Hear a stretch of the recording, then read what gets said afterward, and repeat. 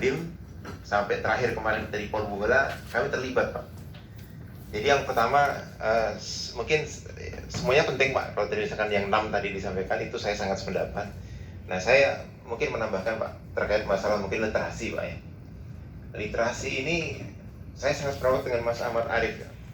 Saya sendiri yang kadang-kadang saya sebagai Danton atau Pas Danki Pak ya, saya lihat dan ini kok nggak ngerti ya, ternyata gitu Pak. Begitu saya Dandim, ternyata sama Pak. Dandim saya mencoba saat itu membuat kita tata ruang Pak. Saya mencoba, Pak ini sebenarnya daerah yang rawan bencana mana Pak? Tidak ada Pak di kabupaten. Pas saya Dandim, itu saya Dandim Buton Pak. Jadi 6 kabupaten di wilayah saya.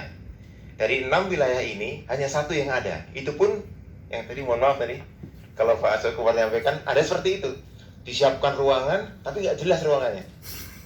Tidak ada, misalkan kalau saya lihat mungkin saya kebetulan pernah diberi kesempatan ke Jepang Pak. Dari Jepang itu saya lihat dia museumnya, saya namanya lupa sih di Jepang itu. Dia museumnya di situ, tapi kalau orang-orang datang mahasiswa ke situ, anak sekolah ke situ, dia melewati ini Pak beberapa step gitulah. Kalau ada bencana apa dengan studi kasus, dan saya sempat waktu itu diminta, kalau misalkan terjadi apa kamu harus ngapain? Tanda-tanda ada di situ, dan lagi risikonya apa ada di situ Pak. Tapi di situ tidak ada. Apa sih kayak gitu? Kita datanya nggak ada.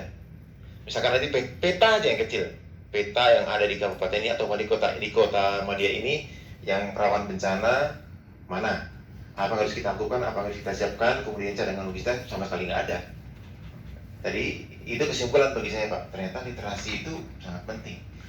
Sama halnya juga dengan yang tadi disampaikan misalkan di masyarakat Pak. Saya sempat menjabat sebagai dari Danton dan Ki di Nuklir Biologi dan Kimia Pak. Kebetulan saat itu kami pernah mengikuti kedaruratan radiasi dan kami aktif itu di DKPT.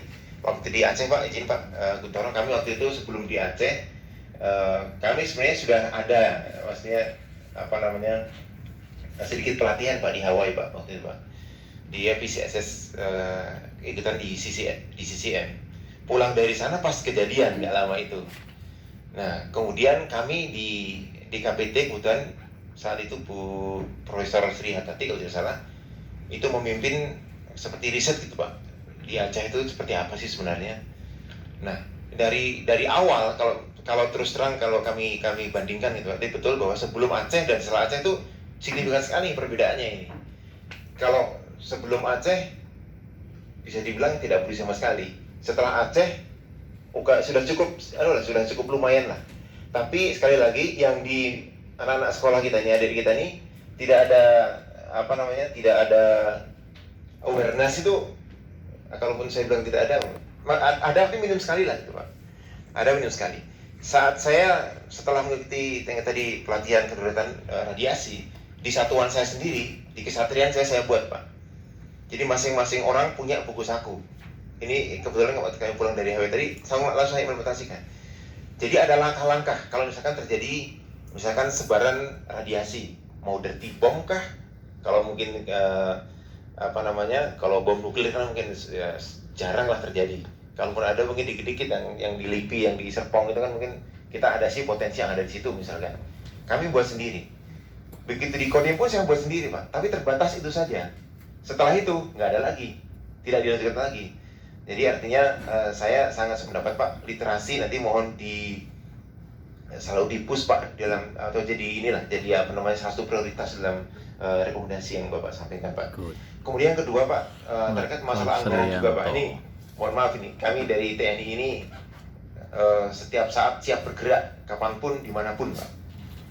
Tapi masalahnya ini dari BNPB tahu persis lah.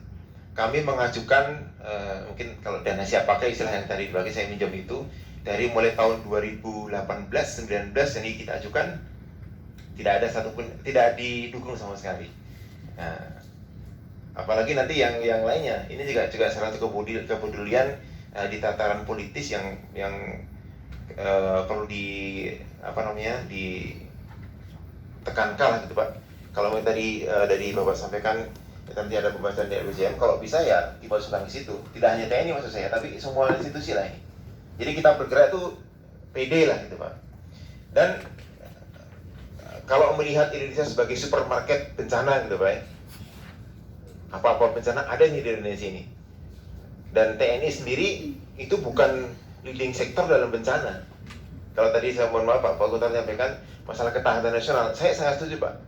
Ini kan ketahanan nirmiliter nih sebenarnya. Leading sektornya ya harusnya itulah yang paling berperan gitu Pak.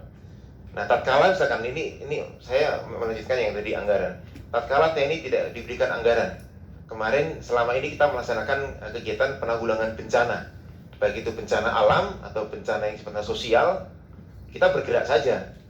Tapi tatkala misalkan kita mengajukan, nggak ada laksanakan optimalisasi anggaran TNI. Apa itu? Anggaran untuk mendukung tugas-tugas OMP, Pak. Nah, saya mencoba saya buat joint operational concept. Saya mencoba dalam konsep, misalkan kita mencoba bicara ketahanan militer. Satu hotspot saja bersamaan dengan seperti kemarin kita di Palu dan Donggala ini, Pak. Nggak bisa Pak kita, nggak bisa misalkan dua-duanya bergerak itu nggak bisa sama sekali. Artinya kalau misalkan ini terjadi dua-duanya, saya tidak tahu apa dari negara kita ini Pak. Nah ini mungkin perlu perlu kita pikirkan lebih dalam lagi Pak. Sehingga kalau memang minimal dua itu sudah ada, ya nanti mungkin masalah krisis center yang selama ini mohon maaf nih di daerah juga belum ada. Kalau kami di Kodim Pak, itu ada krisis center yang selalu siap kapanpun Pak.